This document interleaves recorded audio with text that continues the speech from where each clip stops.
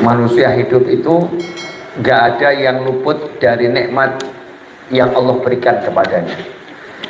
Baik orang itu percaya sama Allah ataupun tidak percaya sama Allah. Baik orang itu beriman pada Rasulnya Allah baginda Muhammad SAW maupun nggak beriman pada Rasulnya Allah, tetap dia mendapatkan nikmat dari Allah Subhanahu wa Ta'ala.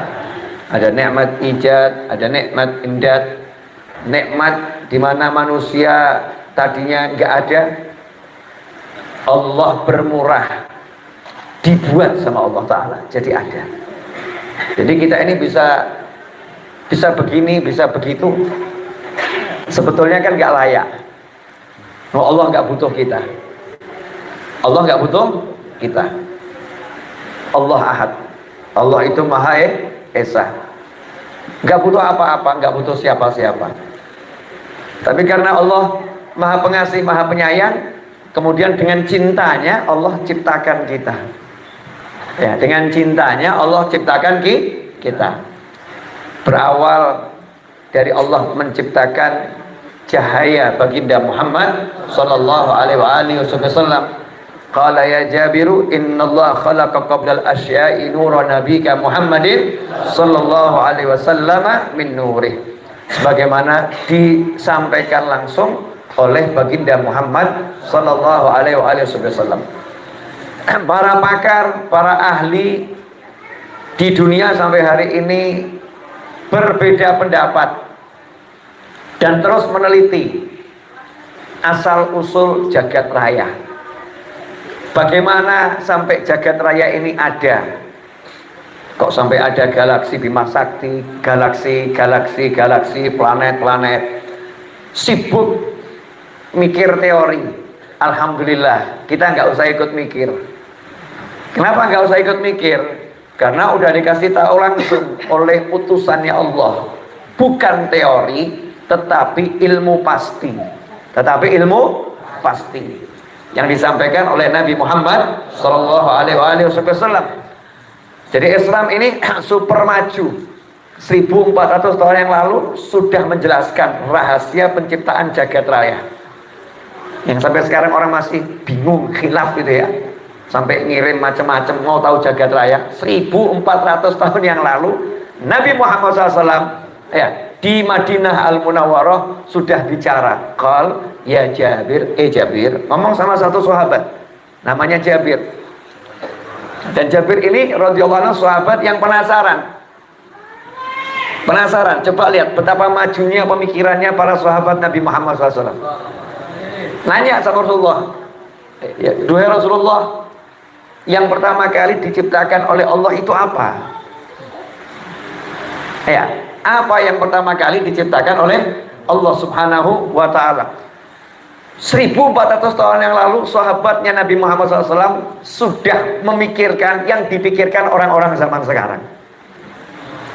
Maka Rasul menjawab sallallahu alaihi wasallam, sallu ala nabi. Ya Jabir, hei Jabir, innallaha khalaqa qabla al-asya'i nura nabika Muhammadin sallallahu alaihi wasallam min nurih. Hai Jabir, sebelum menciptakan segala sesuatu,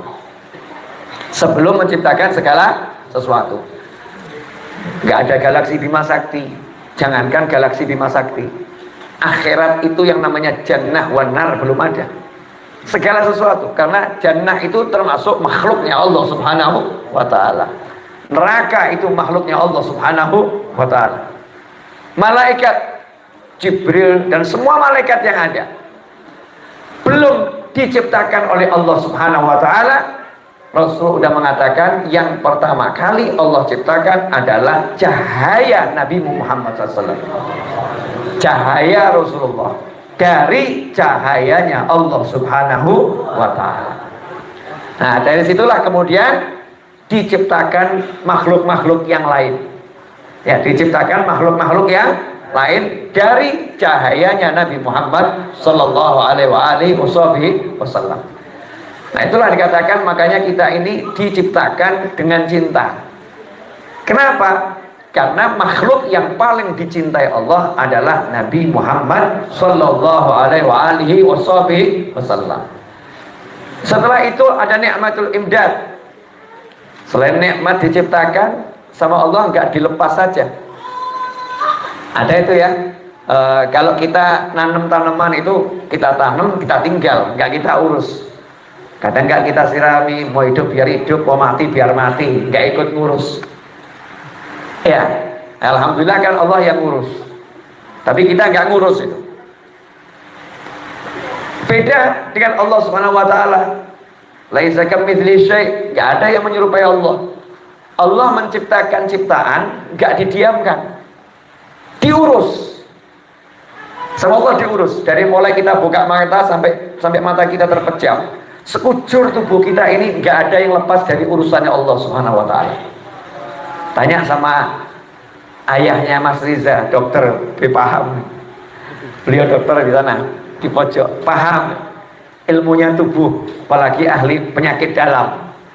Di tubuh manusia ini sel-sel yang bekerja untuk membela kita agar kita nggak kena penyakit. Kemudian bagaimana jantung ini memompa darah ke otak, ya, kemudian mendistribusikannya ke seluruh tubuh. Sehingga tangan kita ini bisa bergerak karena otot, tapi ya ototnya ini kalau nggak dapat darah ya apa bisa bergerak. Kemudian di dalam darah itu apa, semua ini makhluk yang ada di tubuh kita ini tidak jalan sendiri, semua dengan tertib ilahi, Allah yang atur. Bisa kita bayangkan itu seperti apa ya, yang maha sayangnya Allah Subhanahu wa ta'ala. Kemudian dikasih makan, gak nanggung-nanggung. Kamu itu seberapa loh? Saya pakai bahasa kamu ya, memang biar mak jelek gitu. Ini saya lagi ngomong ke diri saya sendiri. Kamu itu seberapa? Satu hari makan 200 kali sanggup enggak? Enggak sanggup. Tapi untuk membuat kamu itu enggak ragu urusan perut, urusan mulut, kamu yang sekecil ini sama Allah Ta'ala disiapkan makanan yang unlimited di muka bumi. Mulai buah-buahan jenisnya macam-macam. Cuman kamu saja atau yang agak manja, dikasih kates bisa sehat, pilihnya burger. Betul kan ya? Dikasih pisang dimakan mudah, tinggal petik original dari alam, enak, nggak ada masalah. Pilihnya pisang goreng. Gorengnya pakai minyak nggak jelas, tepung wallahu a'lam gitu ya. Kita yang ribet. Sebetulnya kan nggak perlu digoreng-goreng, tinggal selesai, gitu kan ya. Sudah luar biasa. Allah kasih semuanya lengkap. Makanan lengkap, bahkan air nggak nanggung-nanggung. Ya, Allah Subhanahu wa ta'ala jadikan 2/3 bumi ini isinya air laut. Jadi kamu kalau khawatir kehausan, jangan khawatir, air laut banyak, asin bib. Allah udah ngasih kamu otak untuk menjadikan air laut bisa diminum. Allah atur semuanya, dijamin nih urusan hidup. Jadi kalau kita ini nggak syukur ya, memang ya keterlaluan. Makanya dikatakan la in syakartum la azidannakum wa la in kafartum inna adzabi lasyadid. Kalau kalian syukur pasti aku tambah. Kalau kalian kufur, Allah masih baik loh. Kalau kalian kufur gak langsung pasti aku siksa. Kalau kalian syukur pasti aku tambah. Kalau kalian kufur, ingat. Aku punya siksa yang keras. Ingat, ayo sadar, tobat, segera syukur, jangan kufur. Masih dikasih waktu untuk bertobat oleh Allah Subhanahu wa ta'ala. Nah, ini harus kita syukuri, kita bisa duduk bersama di sini. Alhamdulillah. Enggak setiap orang punya kenikmatan begini.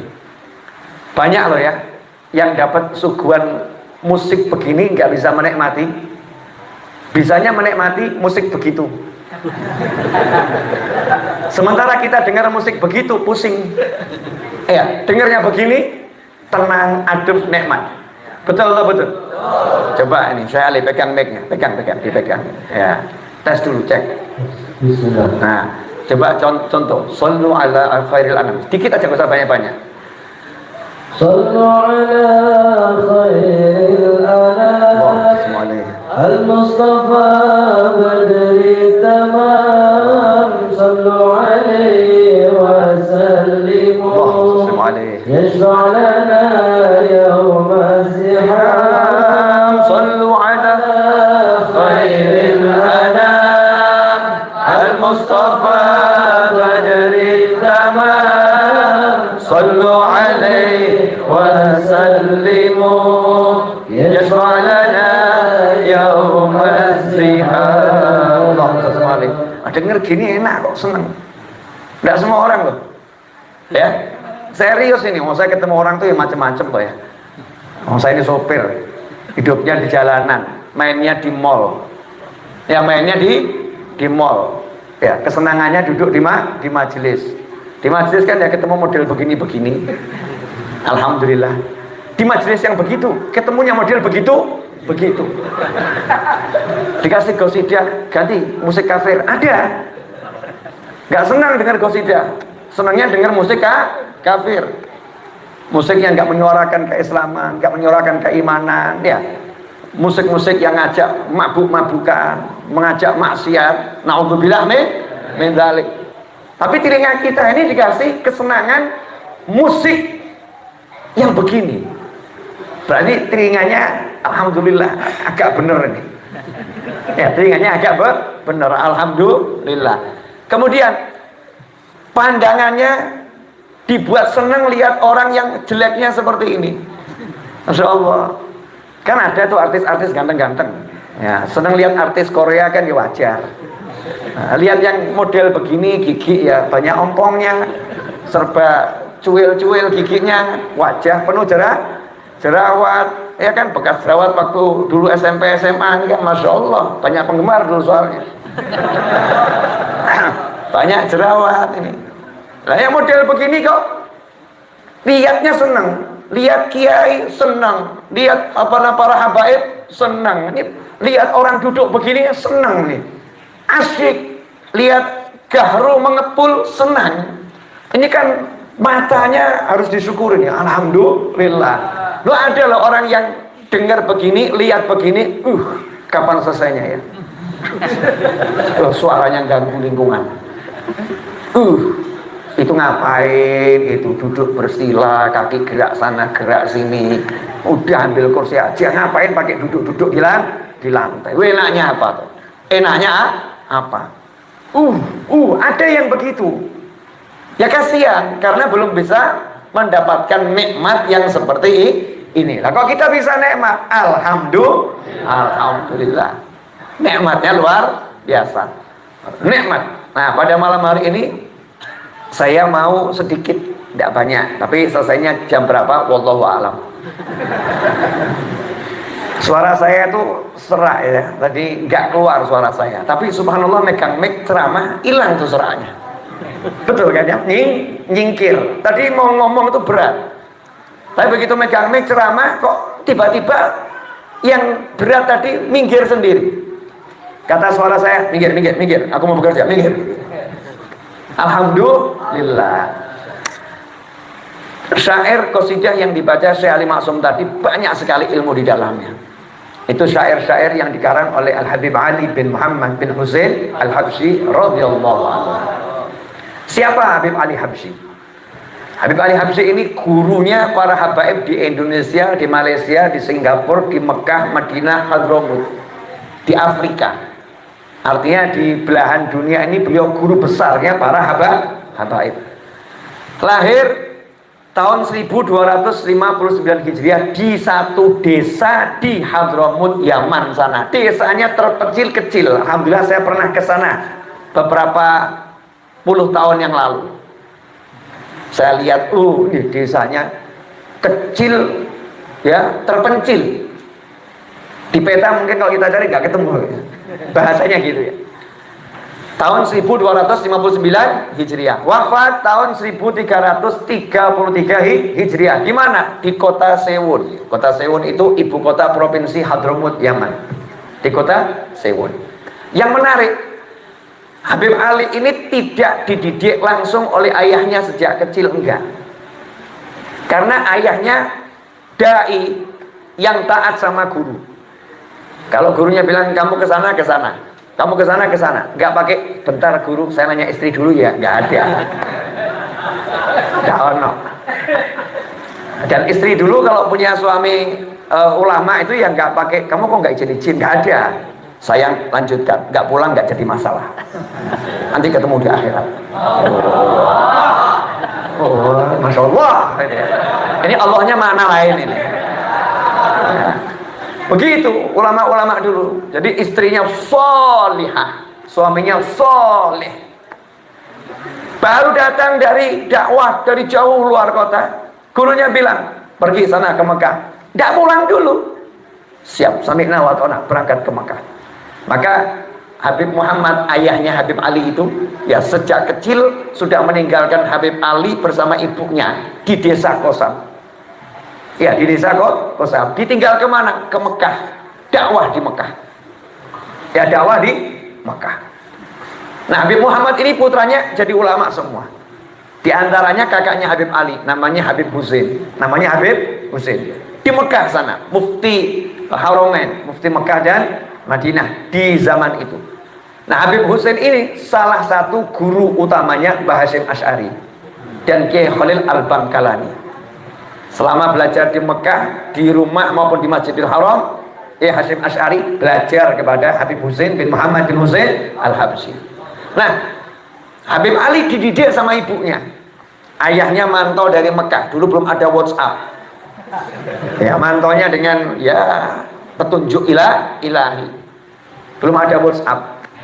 Dikasih tahu sama teman-temannya, anakmu ini ulama-ulama di desa itu sudah dimakan semua ilmunya. Umur 7 tahun. Ya. Ilmunya sudah dimakan semua. 5 tahun sudah makan ilmu, 7 tahun sudah makan ilmu. Jadi sayang kalau tinggal di situ. Bawa dia ke ibu kota provinsi, ke Siwon. Banyak ulama di sana. Diperintah dari Mekah istrinya pindah dari desa menuju ibu kota provinsi. Coba kalau ibu-ibu zaman sekarang, aku nggak punya kenalan di sana. Gimana nih? Kamu nggak jemput aku, kamu nggak antar aku. Suami macam apa kamu? Suruh berangkat sendiri bawa anakmu. Mama, kamu bapak nggak bertanggung jawab, nggak mau ngurus anak. Penting kan Allahnya saja, Allahnya saja. Ngurus anak, ngurus istri itu kan juga Allah. Ini model wedok zaman saya. Sok tahu agama, sok paham, sok ngerti, ya, sok mudeng. Ya, insya Allah mudeng betul ya. Amin Allahumma amin. Enggak sok, enggak begitu. Apa kata suaminya? Sami'na wa ta'na. Berangkat ditemani anaknya ke Siwon, dididik sama ibunya. Ya, ibunya juga daiyah. Ibunya Habib Ali itu wanita yang solihah dan alim. Baru nikah dengan Habib Muhammad, dibawa pulang ke rumah, sampai di rumah buat pengajian khusus ibu-ibu. Itu hari pertama sudah bisa membuat seorang nenek-nenek yang seumur hidup tidak kenal sholat jadi bisa sholat bagus. Itu ibunya Habib Ali Habsyi. Nah, Habib Ali setiap kali belajar nih ya, baca kitab, kok ada kisah walinya bisa ketemu Rasulullah SAW, walinya bisa begini, langsung laporan ibunya, bu, ini ada wali bisa seperti ini, tolong doakan anakmu Ali ini bisa dapat yang sama. Maka ibunya ngomong, ya Allah, berilah anakku Ali yang sama dengan engkau berikan pada walimu itu. Habib Ali mengucap amin, amin. Mana anak sekarang yang minta doa sama ibunya? Mana ibu yang kemudian mengajari anaknya kalau butuh apa-apa minta sama ibumu, ibu doakan? Mana nih ibu yang model begini? Itu Habib Ali Habsyi dari kecil. Umur 19 tahun, ya 17, 18, 19 dipanggil ayahnya ke Mekah, harus meninggalkan ibunya, berangkat ke Mekah. Ya, setelah itu 2 tahun di sana, balik ke kota Siwon. Habib Ali Habsyi, ilmunya laut, digali nggak ada habisnya. Saya nggak akan ceritakan manaqib beliau. Oh, sampai 20 tahun tak ungkapnya doa bakal selesai. Ya nggak bakal selesai. Habib Ali Habsyi radhiyallahu anhu, muridnya banyak. Ya di Indonesia maupun di mana-mana. Nah, Habib Ali ini menariknya ahli bahasa. Nggak semua orang alim itu dalam semua bidang. Ada orang alim di bidang ilmu hukum, begitu masuk tafsir keteteran dia. Ada orang alim di ilmu tafsir, masuk hukum keteteran. Ada orang alim di ilmu nahwu, shorof, bahasa. Ya, tapi masuk balaghah sama-sama ilmu bahasa, keteteran. Ada orang alim di ilmu bahasa, tapi ditanya fikih, pusing dia. Tapi Habib Ali Habsyi, fikih ahli, tafsir ahli, nahwu sharaf ahli, balaghah ahli. Sehingga beliau bisa mengungkapkan ilmu yang luas dalam satu bait syair. Kenapa? Punya. Seperti begini loh, ini mau jelaskan begini sebagai contoh. Pernah jatuh cinta enggak? Lagi jatuh cinta. Orang tuh kalau di hati punya cinta yang luar biasa kepada seseorang, ya, rasa yang luar biasa. Ini kan sebetulnya butuh diungkapkan, betul ya? Dia mengungkapkan dengan satu kalimat, I love you. Aku cinta kamu. Aku cinta kamu. Mohon maaf, apakah artinya aku cinta kamu sama dengan aku cinta kamu? Enggak. Ternyata ketika dia mengucap aku cinta kamu, di hati dia bilang aku rela mati demi kamu. Aku siap jadi budakmu. Aku siap pagi sampai pagi bekerja untuk cari nafkah buat kamu. Aku siap, aku siap, aku siap, aku siap, aku siap, aku siap. Aku nggak bisa tidur tanpa mengingatmu. Luar biasa. Ternyata kata I love you, aku cinta kamu, di dalamnya itu isinya hati orang yang mengucapkannya. Betul ya? Isinya hati orang yang mengucapkannya. Nah, para ulama itu meletakkan hatinya di dalam syair. Jadi dalam satu bait syair itu ada ilmu yang kalau digali gak akan habis. Itu yang namanya asrar ilahi, rahasianya Allah subhanahu wa ta'ala yang Allah titipkan kepada hamba-hambanya. Wa 'allamnahu min ladunna ilma. Kami ajarkan dari sisi kami ilmu. Nah, termasuk ini tadi di antaranya ya. Ini kalau semua ya repot nih. Yang Rabbi ini ya das sifatil aliyah qaimun bil fina uridu atiyah tahta babi raja waqaftu bidulli fa'aghidni bil qasdi qablal maniyah. Duhai Allah, sesungguhnya Engkau adalah Tuhan yang punya sifat-sifat yang mulia. Qaimun bil fina uridu atiyah. Aku berdiri di depan pintumu mengharapkan karunia. Nah, ini orang ini kalau mau minta, orang mau minta, ya ada ilmunya. Nggak asal, ya Allah mobil, ya Allah rumah. Ya betul itu minta, tapi ada ilmunya. Surat Al-Fatihah langsung ihdinas siratal mustaqim begitu? Enggak. Bismillahirrahmanirrahim. Alhamdulillahirabbil alamin. Arrahmanirrahim. Muji-muji Allah dulu. Setelah muji-muji Allah baru ihdinas siratal mustaqim. Jadi ada ilmu minta. Makanya kalau dirimu tuh minta nggak berhasil, ya kamu lihat muji Allahnya seberapa. Oh mintanya aja ke susu. Bismillahirrahmanirrahim. Alhamdulillah. Allahumma. Mujinya cuma 2 toh. Bismillah, alhamdulillah. Mintanya. Kalau kita kan enggak, baca maulid dulu baru minta. Jadi baca maulid, puji-puji Rasulnya dulu, puji Allahnya dulu, baru terakhir kita minta. Ya Allah sifatil aliyah, ya Allah yang punya sifat-sifat mulia. Kalau mau minta sama Allah ya yang ada, yang sopan. Sebutkan sifat-sifat Allah yang mulia-mulia.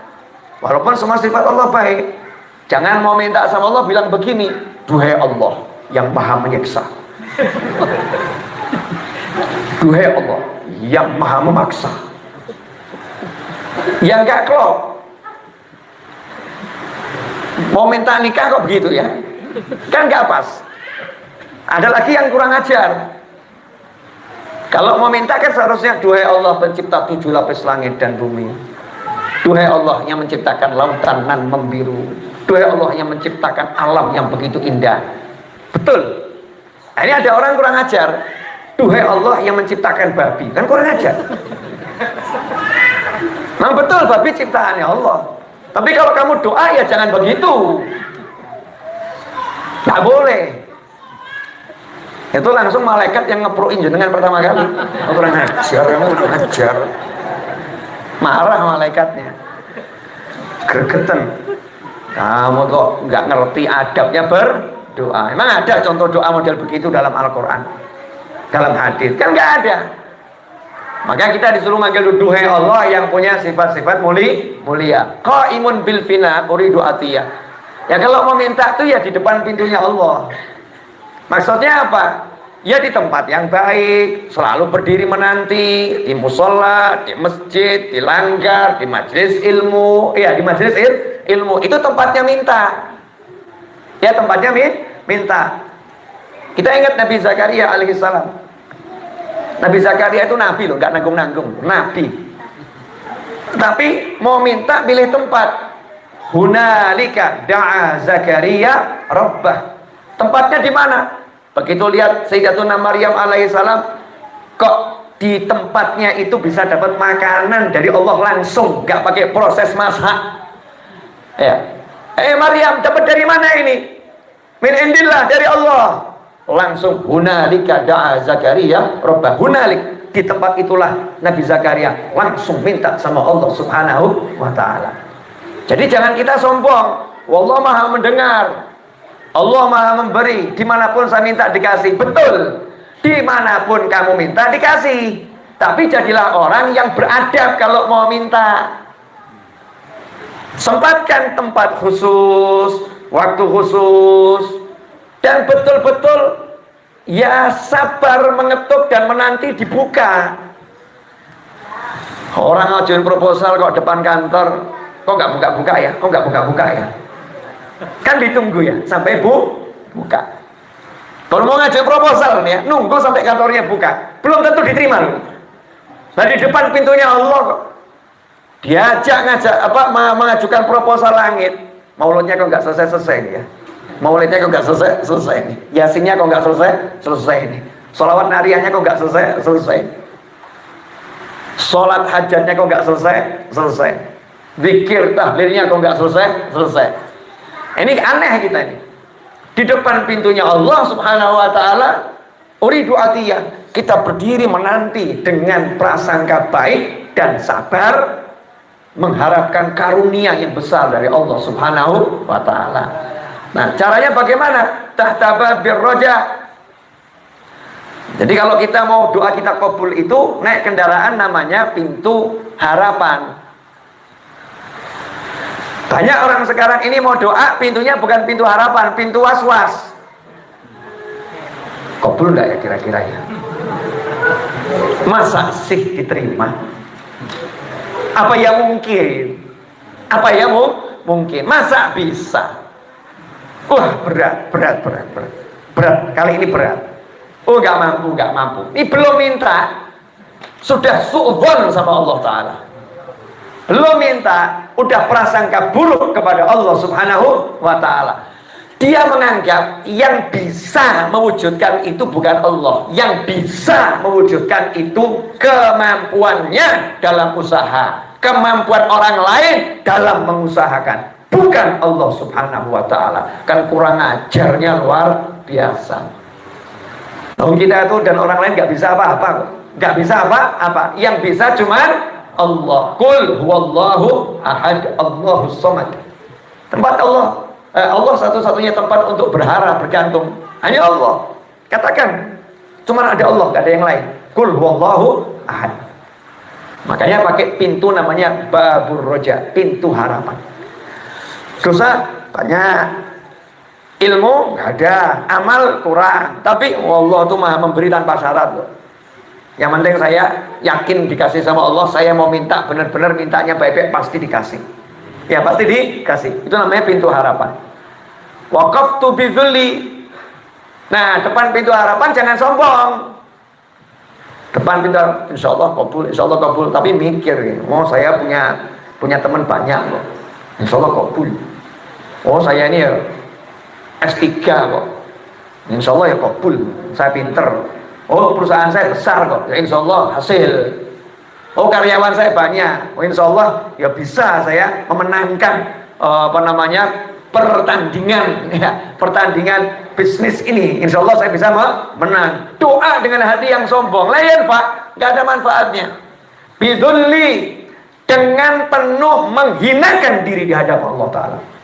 Menghinakan diri. Sampai-sampai dikatakan dalam sebuah riwayat yang pernah saya dengar dari seorang ulama, Fir'aun itu doanya tidak pernah ditolak. Fir'aun. Padahal Fir'aun itu ngaku Tuhan ya. Tuh, kaget ya, saya bilang Fir'aun doanya nggak pernah ditolak, kaget. Lalu iblis saja nggak ditolak sama Allah doanya, kalau di Al-Quran jelas terbukti. Kok kamu gitu aja bingung? Makanya ngaji yang pinter. Jangan jadi orang sok kagetan, kaget. Nah, kalau dengerin ngajari ngawur-ngawur tuh kaget tuh.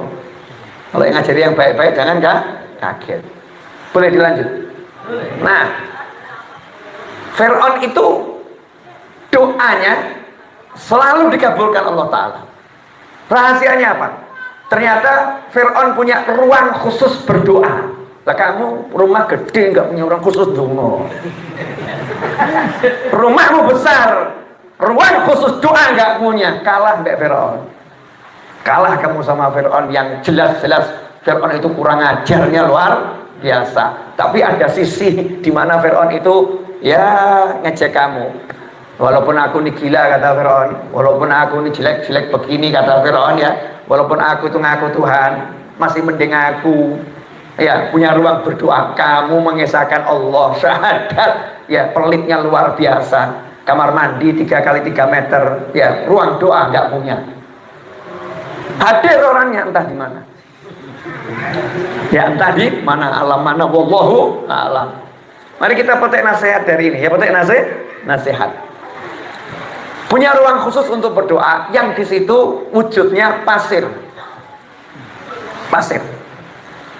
Jadi kalau Fir'aun itu punya hajat, dia masuk ruangan itu, diantarkan oleh orang kepercayaannya. Jadi cerita ini bocor dari orang kepercayaannya Fir'aun. Makanya hati-hati sama orang yang kamu percaya. Bocor. Masuk di situ, dilihat Fir'aun itu berguling-guling menggelepar-gelepar ke tanah, gelundung-gelundung, menghinakan diri di hadapan Tuhan. Ya, di hadapan Tuhan. Fir'aun itu kan gak mau iman sama Allah Tuhannya Nabi Musa karena sombong. Masa aku suruh ikut Musa? Musa dari kecil aku didik.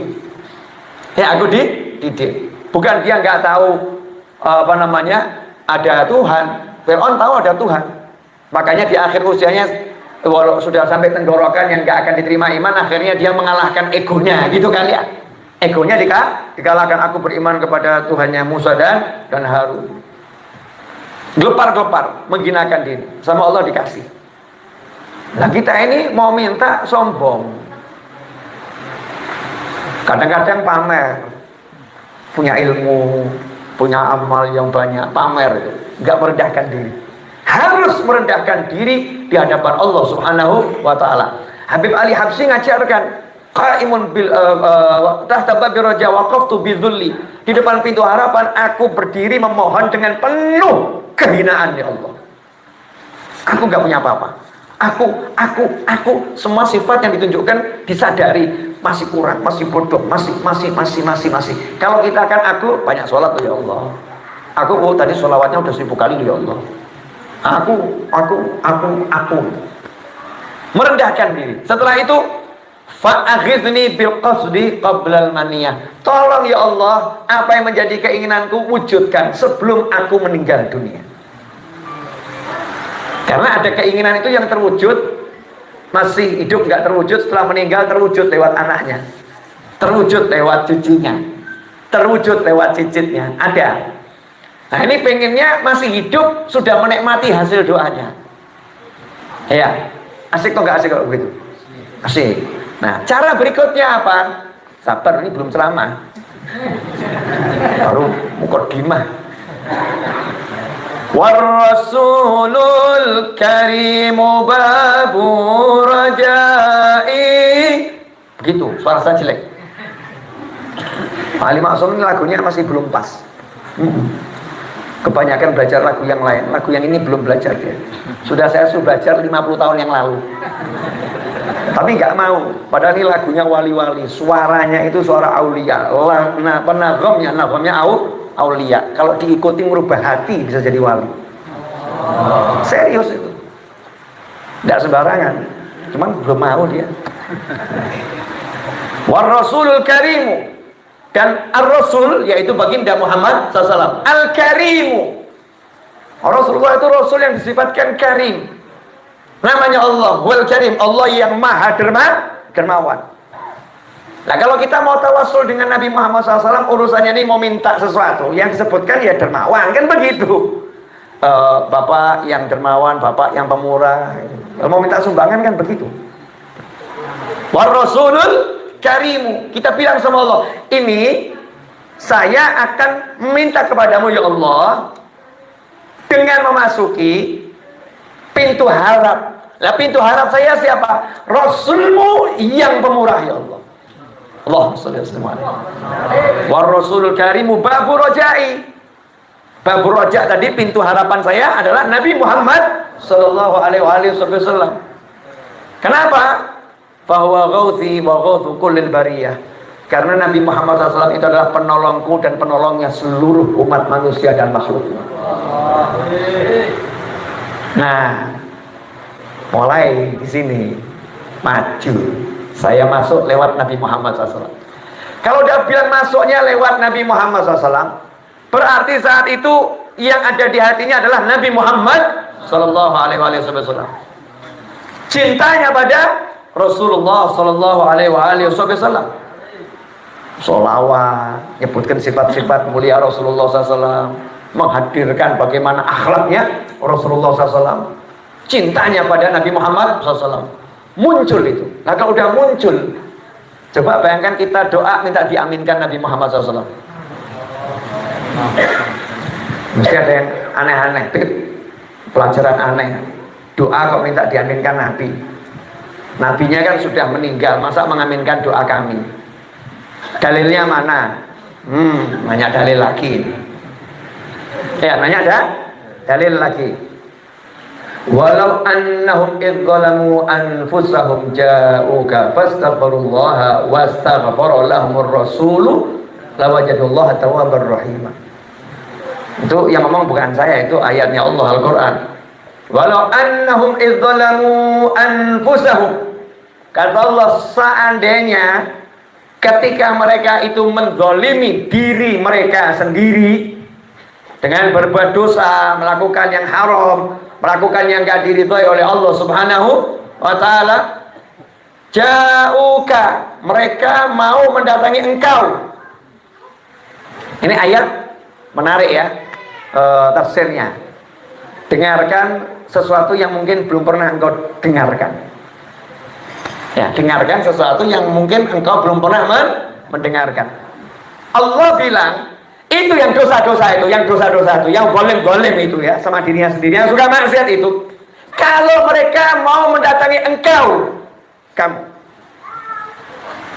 fastaghfirullah, kemudian mereka minta ampun kepada Allah di hadapan Nabi Muhammad SAW. Ya, di hadapan Nabi Muhammad SAW. Wastaghfirallahumur rasul. Kenapa kok ayatnya berubah? Yang awal ja'uka, mendatangi kamu, seharusnya wastaghfarta anta. Tidak paham, tidak apa-apa, belum levelnya. Yang levelnya nyampe paham. Ya, kita kalau belum nyampe nggak paham nggak apa-apa. Nanti insya Allah dibuat paham sama Allah Subhanahu wa ta'ala. Terjemahannya kan begini. Ya, mudah-mudahan lewat terjemahannya jadi paham. Ya, ini ilmu bahasa, bahasa. Seandainya ketika mereka mendolimi diri mereka sendiri, mereka mau mendatangi kamu, kemudian mereka minta ampun kepada Allah, dan seharusnya apa? Engkau memintakan ampun untuk mereka. Betul ya? Kan bicaranya dari tadi kan kamu, Allah kamu. Seharusnya secara bahasa, dan kamu memintakan ampun untuk mereka. Tapi ayat ini nggak begitu.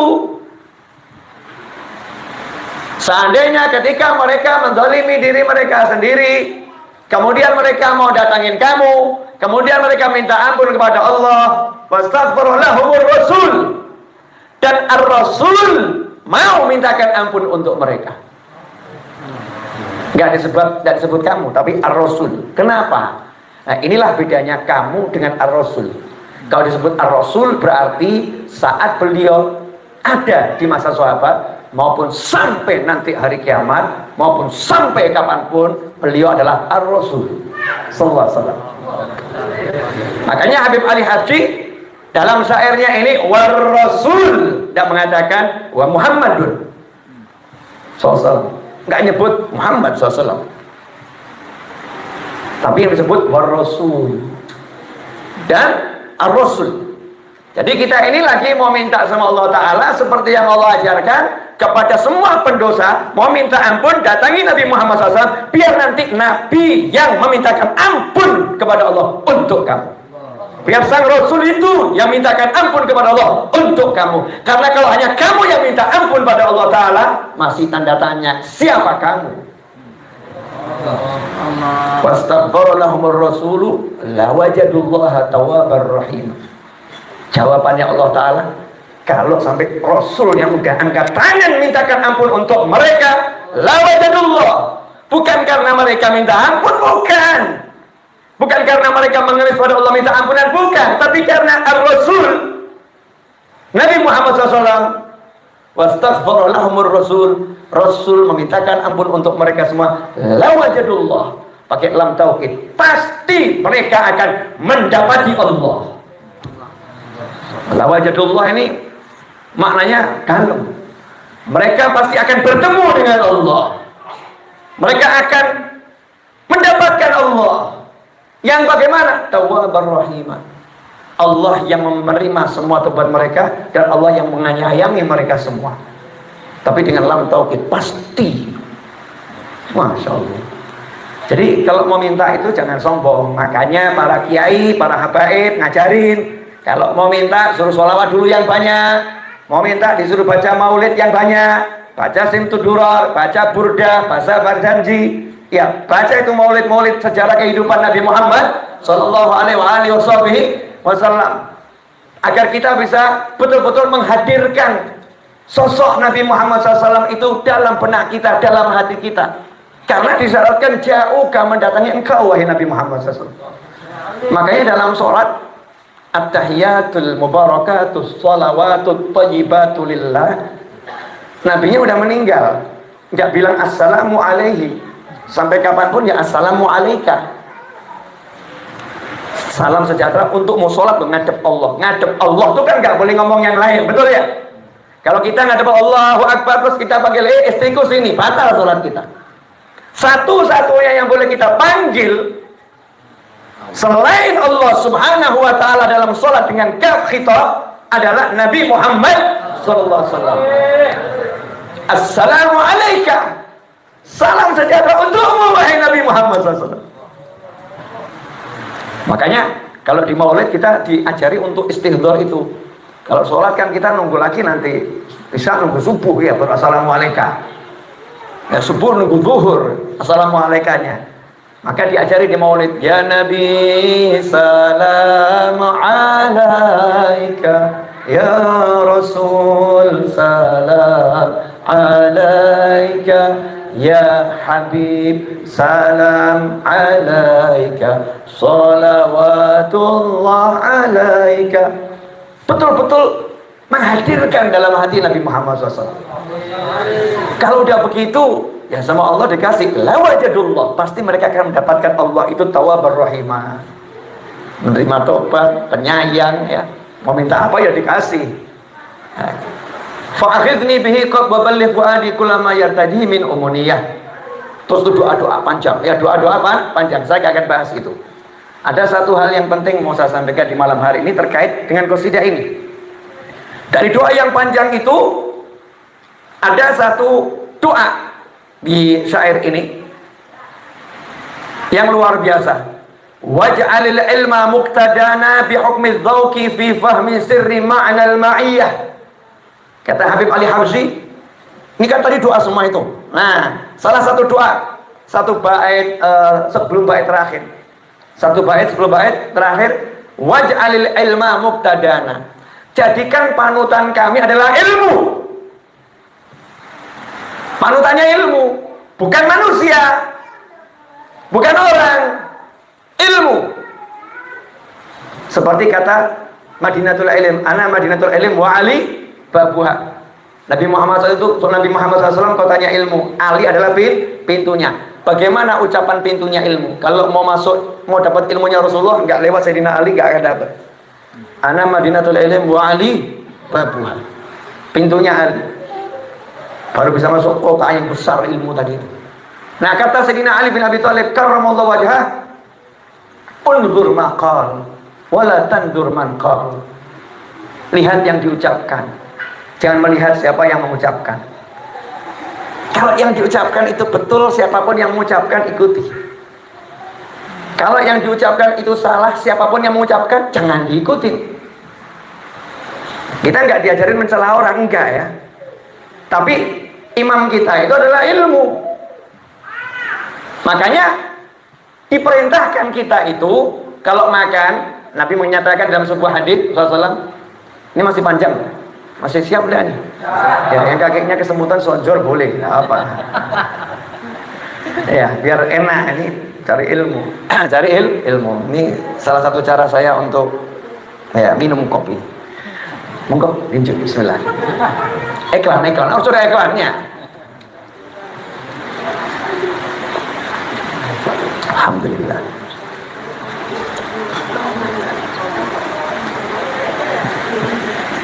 Alhamdulillah. Kata Nabi SAW dalam sebuah hadis, maknanya, janganlah kamu makan kecuali makanannya orang yang bertakwa.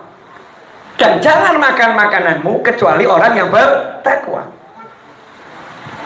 Urusan badok, ya, kata orang Jawa tingkat tinggi ini, udah badok itu berarti sudah makannya lahapnya luar biasa. Urusan apalagi notol apa ya, makan ya, mangan, madang, dahar, terserah bahasanya apa, mau halus mau kasar. Urusan makan ini diatur sama Nabi SAW. Jangan makan kecuali makanannya orang yang bertakwa. Karena kalau ini bukan makanannya orang bertakwa, masuk perut kita, oh masya Allah, nggak jelas itu nanti ada haramnya enggak itu, ada subahnya enggak itu. Kalau orang yang bertakwa itu makanannya betul-betul diteliti, betul-betul diteliti. Ulama mengatakan, lah kalau urusan makan saja yang bahayanya itu ke fisik, disuruh cari makanannya orang yang bertakwa, apalagi makanan rohani, makanan fikir. Makanya jangan sembarangan mengambil makanan ilmu. Ambil ilmu dari orang-orang yang betul-betul berilmu, bukan orang-orang yang tampaknya punya ilmu. Tampaknya punya ilmu seperti saya ini pun gaya dikit ya. Oh ya, tampaknya punya ilmu, pintar ngomong. Tampaknya punya ilmu, gelarnya 200. Profesor Doktor SIST SSSSS novel Alegrus. Banyak gelarnya, tampaknya punya ilmu. Yang dengarkan dosen-dosen, rektor yang dengarkan gitu ya. Tampak punya ilmu. Di suatu lembaga misalnya, suatu tempatnya orang yang ilmunya banyak, tampak punya ilmu. Urusannya bukan tampak punya ilmu, tapi punya ilmu benar atau enggak. Ilmunya benar enggak ini? Dari mana dia dapatkan makanannya itu? Dari mana dia dapatkan ilmunya itu? Makanya sanad ilmu itu mutlak penting dalam keilmuan. Tanya sama Pak Dokter. Itu benar. Kamu mau buka praktek ditanya dulu, punya enggak kamu izin praktek? Kamu mahasiswa kedokteran lulus dari mana kamu? Kamu kedokteran mana? Penting itu. Oh, maaf, saya cuma belajar otodidak. Oh, jangan buka praktek, ngeri. Otodidak. Urusan yang kecil, belah isi perut itu otodidak, bisa dibui. Buka praktek sembarangan. Urusan hati, hukumnya Allah Ta'ala otodidak. Oh, kawan ini melak-melak aku. Ngerinya luar biasa. Makanya jangan sembarangan lihat YouTube, YouTube itu sembarangan. Kalau YouTube saya ya insya Allah nggak sembarangan. Loh, saya jelek-jelek begini kan ilmunya jelas. Saya berguru dengan siapa? Guru saya siapa? Sanad ilmunya ada. Nggak kemudian asal kamu kira saya ngambil dari pinggir jalan begitu. Sorry bro. Sedikitnya saya duduk, nggak ninggalkan tempat duduk saya itu di depan guru saya. Paling sedikit 10 tahun. Paling sedikit. Ada guru saya nggak berani saya pergi. Kalau nggak disuruh pergi ya nggak pergi. 10 tahun itu. Ya kayak Nabi Musa ikut Nabi Khidir. Ikut. Ilmu itu begitu. Bukan duduk di bangku sekolah. Lain itu ilmunya. Ilmu agama ini harus seperti yang dicontohkan di dalam Al-Quran. Ilmu agama bukan ilmu kedokteran, bukan ilmu bangunan. Ilmu agama ilmu dzauq, cita rasa. Makanya dari dulu Allah mencontohkan Nabi Musa nggak diinstal langsung nih ilmunya Khidir, tidak. Udah betul kan? Nggak pernah dengar toh? Saya juga nggak pernah dengar. Nabi Musa alaihissalam nggak diinstal. Ya Allah, saya minta ilmunya Khidir. Alim ilmunya Nabi Khidir. Enggak. Paham Nabi Musa? Ini ilmunya nggak bisa install-installan. Enggak. Harus saya datangin. Saya harus ikut. Hal attabi'uka ikut. Karena dari dulu Nabi Musa sebelum jadi Rasul, cari ilmunya ya model begitu. Pergi ke tempatnya Nabi Syuaib, ikut. 8-10 tahun. Ngenger, ikut. Sahabat, emangnya duduk diceramahin Nabi SAW begitu? Enggak, ikut. Pagi Rasul bagaimana, duha bagaimana, zuhur bagaimana, asar bagaimana, maghrib bagaimana, isya bagaimana. Enggak seperti kita hadir cuma di pengajian. Ngenger, ikut. Itu namanya cari ilmu. Ini enggak cuma masuk kuliah. Ya, cuma masuk kuliah, dapat gelar bagus, ada proses ilmunya sudah ada, tapi bukan itu ilmu yang dimaksud. Bukan itu ilmu yang dimaksud. Makanya beda ilmunya Mbah Hasyim Asy'ari yang luar biasa, ya Khalid Al-Bangkalani yang luar biasa, ilmunya ajengan-ajengan dulu yang luar biasa. Beda karena cara carinya memang ya sesuai dengan Al-Qur'an dan Sunnah. Jadi jangan ngajarin Habib untuk kembali pada Al-Quran dan Sunnah. Kapan perginya? Oh, Nabi menjamin kok. Emang kamu lebih hebat dari Nabi? Ya, ada yang lebih hebat dari Nabi Muhammad SAW. Rasul mengatakan, taraktu fiikum tsaqalain. Aku tinggalkan untuk kalian dua hal yang sangat besar. Yang pertama Al-Quran, kitabullah. Yang kedua itrati ahla baiti, anak keturunanku, keluargaku. Keduanya tidak akan berpisah sampai nanti bertemu aku di telaga. Yang bilang gak akan berpisah dari Al-Quran itu Nabi Muhammad Sallallahu Alaihi Wasallam. Ya, yang hadis satu Al-Quran dan Sunnahku. Jadi keluarga Nabi itu dapat dua-duanya, sunnahnya yaitu Nabi Muhammad SAW. Sunnah itu siapa toh? Bukan Sahih Bukhari, Sahih Muslim, disahihkan Albani, bukan itu sunnah. Salah kamu. Sunnah bukan yang namanya Sunan Tirmizi, bukan itu. Sunnah itu adalah baginda Muhammad Sallallahu Alaihi Wasallam. Sekujur tubuh Nabi Muhammad adalah sunnah. Diamnya sunnah, ucapannya sunnah, ketetapannya sunnah, cara makannya sunnah, cara minumnya sunnah, cara tidurnya sunnah, cara dagangnya sunnah. Itu Nabi Muhammad SAW. Nah, kamu mau kenal Rasul dari mana? Makanya Rasul ajarin, aku perintahkan kalian untuk mengajarkan anak keturunan kalian 3 hal. Adibu auladakum ala salati khisal. Didik anak-anak kalian 3 hal. Yang pertama, cinta nabimu. Yang kedua, cinta keluarga nabimu. Yang ketiga, baru baca Al-Quran. Jadi udah cinta nabi, cinta keluarga nabi, selesai, paham sunnah. Udah paham sunnah. Nanti akan saya jelaskan. Tenang, belum selesai. Waj'alil ilma muqtadana. Jadikan ilmu ini imam kami, guide kami. Jadikan ilmu itu guide kami, pemandu kami. Yang kami ikuti terus ilmu. Tapi ada lanjutannya. Apa tadi lanjutannya? Bi hukmi dzauq fi fahmi sirri ma'nal ma'iyah. Ilmu yang dibalut dengan cita rasa. Nah, ilmu kalau nggak pakai cita rasa ngeri. Orang ceramah tentang keluarga Nabi kurang ajar. Ada orangnya, nggak perlu saya sebutkan. Tanya kan begitu. Nyebut istri Nabi kurang ajar. Ada. Nyebut anak Nabi kurang ajar. Ada. Alasannya ilmu harus pakai cita rasa. Maaf, saya kasih contoh ini. Ada orang masuk Islam. Ini contoh aja ya, masuk Islam. Ayah dan ibunya itu meninggal belum sempat memeluk Islam. Belum sempat memeluk Islam. Kemudian orang tadi nanya, bukan maaf ya, orang tadi hadir di majelis. Hadir di majelis.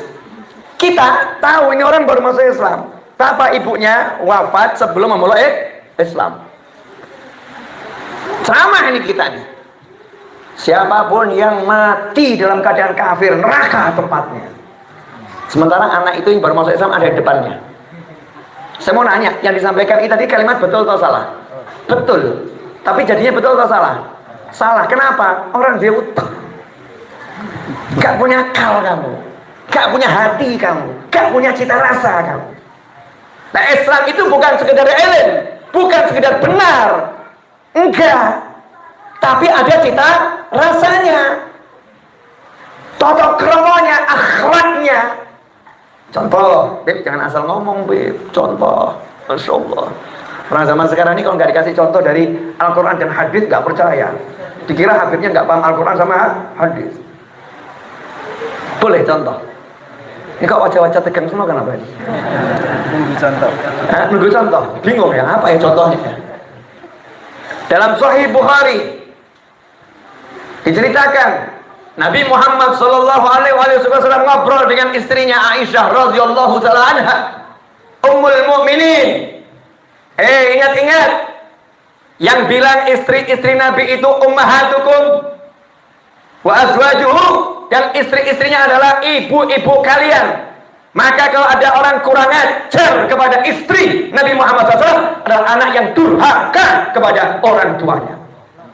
Dan ngeri loh, orang tuanya ibu-ibu itu tadi adalah istri-istri Nabi Muhammad SAW.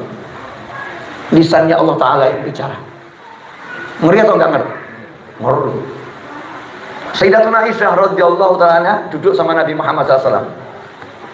Rasulullah SAW menunjukkan sesuatu yang seharusnya, yang benar tuh begini. Tapi ini karena pakai cita rasa jadinya tapi. Kalau bukan kaummu itu baru saja memeluk Islam, baru saja memeluk Islam, padahal bukan baru ya. Dari Rasul umur 40 tahun sampai beliau wafat 63 tahun, berarti kan sudah puluhan tahun, bukan sehari dua hari. Tapi dianggap oleh Nabi SAW ini usia keislamannya masih muda. Padahal itu guru besarnya langsung Nabi Muhammad SAW. Masyarakat yang dibina langsung oleh Nabi Muhammad SAW, dibentuk langsung oleh Rasulullah Sallallahu Alaihi Wasallam. Gak ada masyarakat yang lebih bagus dari masyarakat yang dibina langsung oleh Nabi Muhammad SAW. Gak ada zaman yang lebih hebat dari zaman yang Nabi Muhammad Sallallahu Alaihi Wasallam. Kalau kamu merasa zaman ini lebih hebat dari zaman Nabi, Masya Allah, syahadatmu dipertanyakan. Khairul qurun qarni. Karena Nabi yang bicara sebaik-baik zaman-zamanku. Setelah itu semakin buruk, semakin buruk, semakin buruk. Jadi jangan sombong kamu, jangan ngomong kamu paling api. Ya, sadar gitu. Jangan sok. Jangan merasa pinter tapi keblinger. Naudzubillah min dzalik. Kalau saja seandainya kaummu ini tidak baru saja masuk Islam, masuk Islamnya udah lama, saya akan rubah pintu Ka'bah. Kata Nabi Muhammad SAW, saya akan rubah pintu Ka'bah seperti dulu, seperti aslinya. Ada pintu masuk, ada pintu keluar, sehingga semua orang bisa masuk ke dalam Ka'bah dan bisa keluar. Tapi karena masyarakat ini baru masuk Islamnya, ini membuat suatu perubahan, ya nanti menimbulkan polemik, menimbulkan kegaduhan. Bahasa sekarang gitu ya, kegaduhan. Kalau polemik kan tenang ketok-ketok pinter gitu. Kalau kegaduhan kan kita buat kita yang bodoh-bodoh ini bisa terima. Nabi SAW mengajarkan umatnya jangan buat gaduh, jangan buat gaduh. Ini Nabi loh membuat syariat. Nabi melihat sesuatu diam berarti benar sesuatu itu. Jadi syariat yang dilakukan jadi syariat. Melihat masyarakatnya baru masuk Islam, beliau tidak melakukan pemugaran Ka'bah menjadi 2 pintu. Padahal kalau beliau pugar jadi 2 pintu, nggak ada sahabat nolak. Coba Nabi Muhammad SAW memikirkan, kalau mungkin ada 1, 2 yang mungkin masih belum kokoh imannya, dirawat oleh Nabi Muhammad SAW. Jangan sampai bingung, jangan sampai ini, jangan sampai gaduh. Itulah yang namanya dzauq, cita rasa. Ya, ilmu pakai cita rasa. Sekarang banyak orang punya ilmu nggak punya cita rasa. Maaf, saya nggak melarang orang merokok. Merokok itu aturannya sendiri-sendiri. Ada mengatakan haram, ada mengatakan makruh. Artinya seburuk-buruk orang merokok, bagi yang berpendapat makruh tidak berdosa, kan begitu. Tapi ya jangan ngajar sambil merokok. Mana cita rasanya? Rokok ini barang makruh. Makruh minimal kan makruh, maksimal haram. Makruh artinya dalam fikih, kalau kamu tinggalkan kamu dapat pahala, kalau kamu kerjakan kamu nggak berdosa. Kalau memang orang alim betul, dia mengajar rokok akan ditinggalkan. Ini kalau saya tinggalkan saya dapat pahala. Bagaimana dia akan menjelaskan suatu syariat sementara nafsunya masih dia taati? Saya kumpul sama banyak ulama yang rokok, tapi kalau ngajar ya nggak ngerokok. Bahkan rokoknya sembunyi, masuk ruang khusus, ruangan hisab. Karena punya cita rasa. Oh, ngajar nafsu tinggalkan, pengen ngerokok tinggalkan, ngajar. Ini ilmu, al-ilm nur, rokok petang dedet. Ilmu cahaya, rokok ini menggelapkan cahaya, tinggalkan rokok. Itu namanya punya cita rasa. Sambil ngajar Al-Quran, dilihat sama orang yang aneh betul ini. Di mana-mana ditulis dilarang merokok, dilarang merokok di bioskop. Pernah nonton? Bioskop dulu. Tulisannya apa? No smoking. Betul. Coba kamu merokok di bioskop. Diapain? Dimatikan rokoknya. Kamunya diusir kalau ngeyel. Betul. Anehnya di majelis kok tambah sibuk merokok itu loh ya. Emang majelismu lebih sama bioskop mulia bioskop begitu? Bioskop ruangan ber-AC dilarang merokok, nurut. Ruangan bermalaikat ngerokok. Baitullah, masjidnya Allah. Maaf, banyak orang nahi mungkar di tempat-tempat mungkar, tapi di tempat-tempat taat nggak ada yang nahi mungkar. Oh, saya dulu kan paling sering kalau pengajian, ya maklum masyarakat nggak paham, kan tugas kita memahamkan. Itu panitianya dalam masjid bagi rokok. Kenapa? Ya gara-gara ustadz-ustadznya suka rokok. Aneh itu. Nah, ini ilmu tapi nggak punya cita rasa. Ngeri. Nah, kita butuh ilmu yang punya cita rasa. Cita rasa ketika menyebut keluarga Nabi Muhammad SAW, cita rasa ketika menyebut istri-istri Nabi Muhammad SAW, cita rasa ketika menyebut sahabatnya Nabi Muhammad SAW, cita rasa ketika menyebut Allah Subhanahu wa Ta'ala, cita rasa bahkan ketika menyebut orang yang memusuhin Allah dan Rasulnya. Tahu kapan cara berbicara, kapan harus diam. Itu namanya cita rasa. Tambah dikit boleh. Nah, kalau yang pernah dicontohkan guru saya, ya guru saya itu ngasih contoh begini. Ini guru saya, bukan saya cuma copy paste. Mencabut bulu ketiak hukumnya apa? Sunnah. Jadi bulu ketiak itu bukan dikerok, bukan pakai silet, ya, dikerok enggak, tapi dicabut. Hikmahnya hanya Rasul yang paham SAW. Nah, mungkin dokter dapat sebagian hikmahnya. Bedanya apa dicabut sama dikerok. Nah, ada satu orang belajar hadis, nggak belajar sunnah. Belajar hadis dari buku, namanya nggak belajar sunnah. Belajar sunnah bukan dari buku, dari orang yang membuat buku itu. Makanya dulu para ulama itu kok belajar satu hadis dari orang yang dapat hadis, prakteknya apa adanya, seperti apa nih penerapannya. Bukan rekayasa otak, kelihatannya begini, enggak. Makanya shollu kama ra'aitumuni usolli. Salatlah sebagaimana engkau melihat aku sholat. Meskipun semua dicatat, tapi harus praktek. Ada satu orang, maaf, saya contohkan dikit. Tapi enggak, saya buka beneran. Di tengah majelis, buka baju, buka kaos, angkat tangan kiri, tengah majelis, nyabutin bulu ketiak. Saya mau nanya, pantas nggak? Nggak pantas ya? Kurang ajar nggak ini? Kurang ajar. Ditegur sama panitia, mas, pakai bajunya.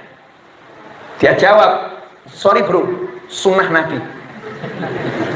Saya lagi praktek sunnah Nabi, biar kalian semua tahu, ini sunnah nyabut bulu ketiak. Saya lagi dakwah, bulu ketiak dicabut, bukan dikerok. Saya mau nanya, ini ilmu yang begini, ini ilmu yang benar atau keblinger? Karena nggak pakai cita rasa, jadinya salah total. Panitianya ngomong, iya betul, mencabut bulu ketiak sunnah Nabi, tapi di kamar sendiri, di kamar mandi, gak dilihat orang, di kamarmu. Bukan seperti ini. Nah, ini namanya ilmu nggak pakai cita rasa. Ilmu harus ada cita rasa. Bihukmi dzat, fi fahmi sirri ma'nal ma'iyah. Sehingga aku ya Allah dengan ilmu tersebut bisa memahami rahasia makna kebersamaan Allah Subhanahu wa taala. Ma'al muttaqin, ma'a di Al-Qur'an banyak itu kan. Allah bersama orang-orang bertakwa, Allah bersama. Maksudnya apa ini? Maksudnya apa? Karena di Al-Qur'an ada indi. Ya, di hadis ada ana indal munkasirati qulubuhum min ajli, aku indah orang-orang yang hatinya hancur karena aku. Indah itu pada. Ya Allah nggak bertempat pada sesuatu. Maha suci Allah dari hal yang seperti itu. Tapi ini bahasa ya. Maksudnya apa ini? Bedanya bersama sama pada. Itu ulama itu bahas sampai dalam, minta sama Allah dipahamkan. Nah itu bisa dipahamkan nanti kalau sudah ilmunya pakai cita rasa. Bagaimana cara mendapatkan ilmu dengan cita rasa tersebut? Kuncinya ini, penutup doa dari qasidah ini. Wahfadil qalba an yulimma bihi syaitanu wan nafsu wal hawa wad daniyah. Suara saya jelek. Wahfadil qalba. Tolong ya Allah jaga hati. Kita nggak bisa jaga hati kita, susah. Makanya minta tolong sama Allah agar hati kita dijaga. Dan Allah ngajarin biar hati kita ini dijaga sama Allah. Ayo. Qul a'udzu birabbin nas, malikin nas, ilahin nas, min syarril waswasil khannas, alladzi yuwaswisu fi sudurin nas, minal jinnati wan nas. Masya Allah. Untuk minta perlindungan hati biar tidak kemasukan setan yang suka nempel di dada bisik-bisikin sesuatu, itu beda dengan minta perlindungan selamat diri. Qul a'udzu birabbil falaq min syarri ma khalaq wa min syarri ghasiqin idza waqab wa min syarri naffatsati fil 'uqad wa min syarri hasidin idza hasad. Al-falaq itu semua perlindungan untuk bahaya diri, dari tukang sihir, dari ular berbisa, ya. Min syarri ma khalaq, dari keburukan ciptaannya Allah. Al-falaq. Makanya ketika al-falaq cuman qul a'udzu birabbil falaq. Katakanlah, ya Allah aku berlindung, ya, dari Tuhan yang menguasai, yang mengurus falak. Satu aja. Setelah itu min dari semuanya urusan keselamatan lahiriah. Tapi untuk hati, Qul a'udzu birabbin nas, malikin nas, ilahin nas. Satu, kita panggil Rabbin nas, Allah yang maha mengurus manusia. Dua, malikin nas, maharajanya manusia. Tiga, ilahin nas, ilahnya, ya Tuhannya manusia. Tiga nama Allah dipanggil. Kalau sampai manggil tiga nama Allah, urusannya apa? Urusan hati. Cuman satu yang diminta. Qul a'udzu birabbin nas, malikin nas, ilahin nas, min syarril waswasil khannas alladzi yuwaswisu fi sudurin nas minal jinnati wan nas. Itu semua di belakangnya kan cuman keterangan. Tapi perlindungannya cuman satu. Min syarril waswasil khannas. Berlindung dari setan waswas al-khannas. Mintanya manggil nama Allah tiga. Biar setan yang tadi alladzi yuwaswisu fi sudurin nas, setan ini enggak diizinkan Allah masuk ke dalam hati. Makanya setan berusaha menyelinap fi sudurin nas, sodor dadanya manusia. Dada manusia yang dimaksud apa? Halamannya hati. Jadi hati itu rumah punya halaman. Nah, setan ini tinggalnya di halaman dulu. Nanti kalau dia tidak diusir, lama-lama masuk ke dalam rumah. Nah, sebelum dia masuk rumah, Allah udah ngajarin cara ngusir setan yang ada di halaman. Nah, sementara kita setannya nggak diusir. Pagi suruh baca An-Nas 3 kali, sore suruh baca An-Nas 3 kali, mau tidur suruh baca An-Nas 3 kali, enggak kita jalankan. Betul. Wahfadil qalba, jagalah hati an yulimma bihi syaitan. Jangan sampai hati nanti dapat bisikan-bisikan setan. Wan nafsu, dan keinginan-keinginan nafsu yang akhirnya membuat hati ini terpenjara oleh nafsu. Ya tadi itu ngajar sambil merokok. Ini hatinya udah terbelenggu oleh nafsu. Kan nafsu merokok, nafsu makan nggak bisa berhenti, nafsu kan terus bisa mengendalikan nafsu. Jangan sampai hati dikuasai setan, dikuasai nafsu, wal hawa wad daniyah. Jangan sampai hatiku dikuasai oleh hawa. Hawa itu apa? Ego. Ego itu apa? Rasa tidak mau dikalahkan. Masya Allah ini. Ini penyakitnya, kata guru saya dan kata para ulama, ini penyakitnya ulama. Dan penyakitnya orang kaya. Orang kaya tuh nggak mau ada yang lebih kaya. Ulama ini kalau masih punya hawa, punya ego, dia buat pengajian, kok tetangganya buat pengajian yang lebih besar yang datang, bisa benci itu. Bisa benci, ego, tidak mau dikalahkan. Hawa, ngeri nih hawa nih, bisa kena semua itu. Corona aja bisa kena, makanya perlu divaksin. Sampai perlu divaksin.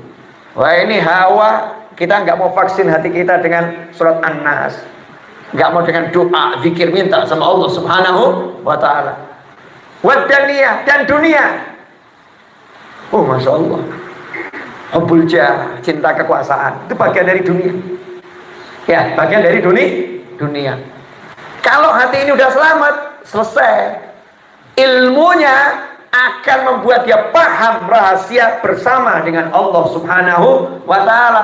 Selama di hatinya isinya setan, nafsu, hawa, dunia, ilmunya ngeri. Al-Habib Muhammad bin Hadi As-Segaf,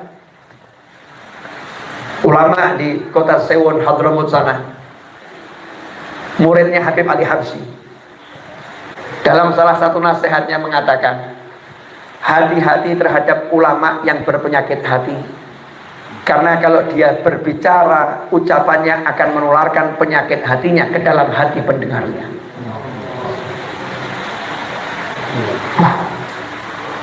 Ngeri. Saya tuh kalau ceramah takut menulari kalian. Takut betul, jangan sampai saya nularin orang dengan penyakit-penyakit hati saya. Ngeri. Makanya hati-hati milih guru. Hati-hati milih guru. Hati-hati mendengar kajian. Carilah ilmu tapi yang punya cita rasa. Bukan ilmu yang ngajarin permusuhan, kebencian, jelek-jelekin orang, merendahkan orang. Masa majelis buat panas. Masuk majelis pengen tenang, pulang ajak perang. Itu bukan majelis itu. Majelis itu kita pengennya tenang. Nanti kalau pulang kita jadi tenang. Itu majelis, menyenangkan, asyik. Nah, maka ikutilah thariqah saya, thariqah asyikiyah. Yang asik-asik saja maksudnya gitu ya. Jangan cari yang ruwet. Jalannya yang enak-enak saja. Karena sholat itu enak, zikir itu enak, sholawat itu enak, sedekah itu enak, tahajud itu enak, baca Al-Quran itu enak, menyenangkan muslim yang lain itu enak, nebar senyum itu enak. Kan enak semua itu. Udah itu jalannya, dijalani. Hidup kita akan menyenangkan dunia akhirat. Amin Allahumma amin. Tidak terasa saya udah berbicara kurang lebih berapa menit Mas Seto? Hah? Masa? 1 jam 15 menit? Yakin? Terasa 1 jam 15 menit? Wah, Masya Allah, manusia-manusia luar biasa. Iya. Iya. Saya tunggu Ustadz, kalau udah nyampe kabarin. Coba Mas Seto. Ini 10 menit yang lalu Ustadz Yusuf Mansur bergerak ke sini, udah nyampe belum di kantor? Boleh lanjut dikit, tambah dikit boleh?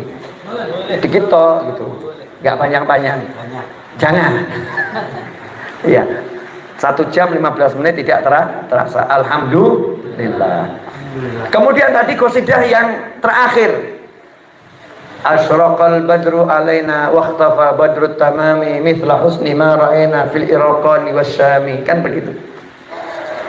Muji Nabi Muhammad SAW.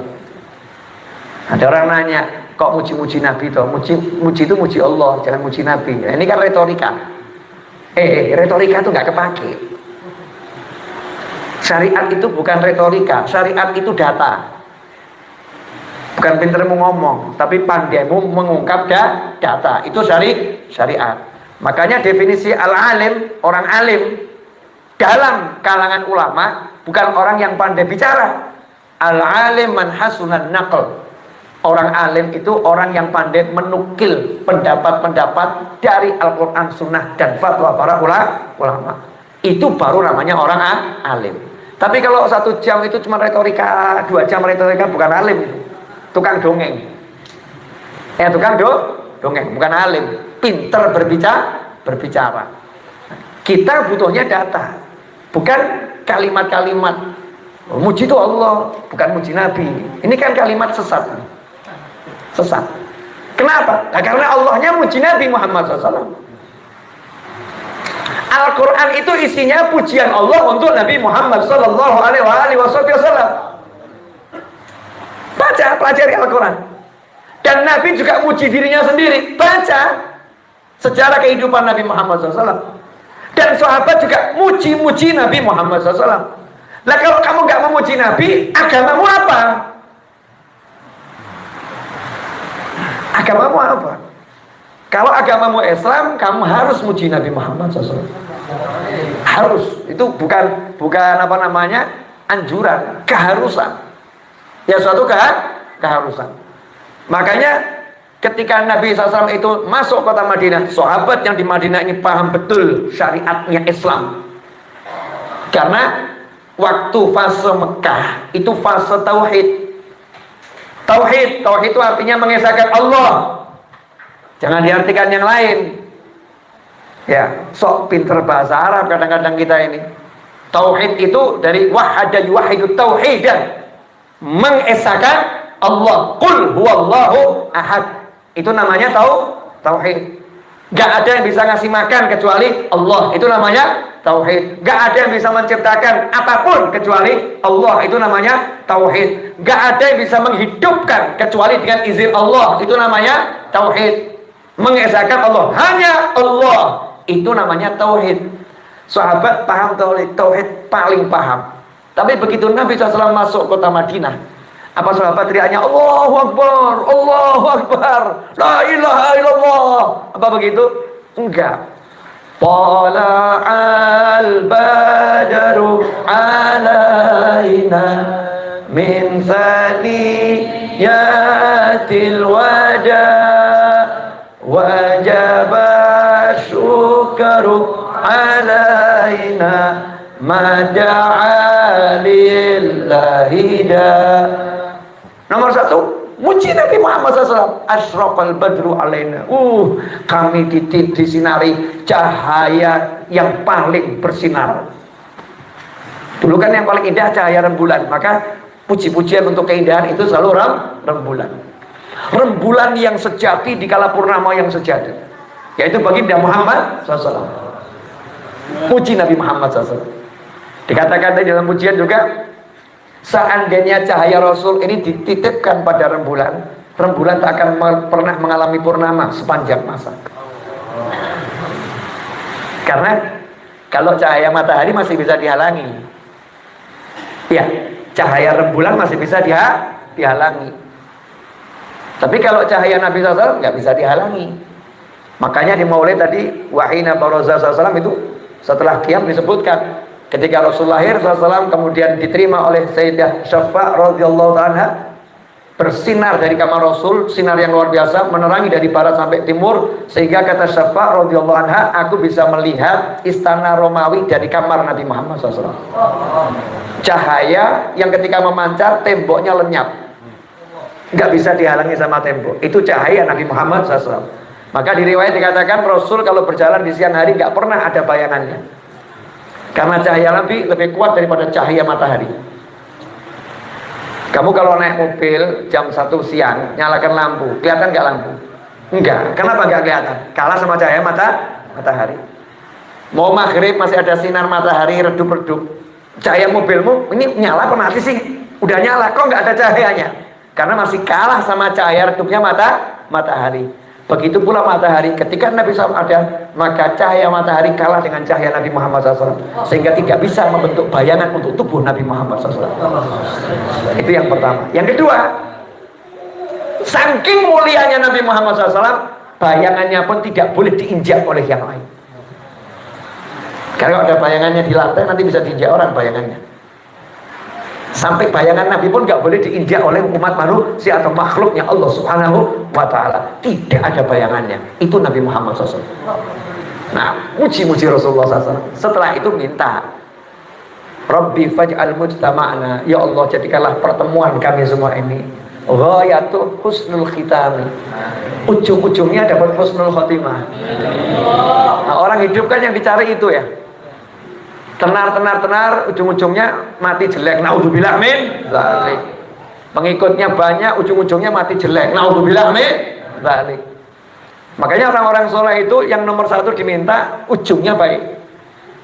Ujungnya baik. Sholat, masya Allah, nangis-nangis, ujungnya kentut, batal. Batal atau nggak batal? Batal. Nah ini minta husnul khotimah. Waqtina ma qad sa'alna min atayakal jisami, dan berikan ya Allah karunia-karunia yang besar itu yang udah kami minta. Nah, karunia besar yang diminta oleh ulama itu apa? Nih, di bawahnya. Wakrimil arwah min nabilika khairil anam. Muliakan roh kami bisa berjumpa dengan manusia dan makhluk terbaik, yaitu baginda Muhammad SAW. Itu permintaan yang besar. Bukan minta mobil, bukan minta rumah, bukan minta istri nambah, bukan. Bukan itu. Bukan minta suami ganteng, istri cantik, anak banyak, bukan.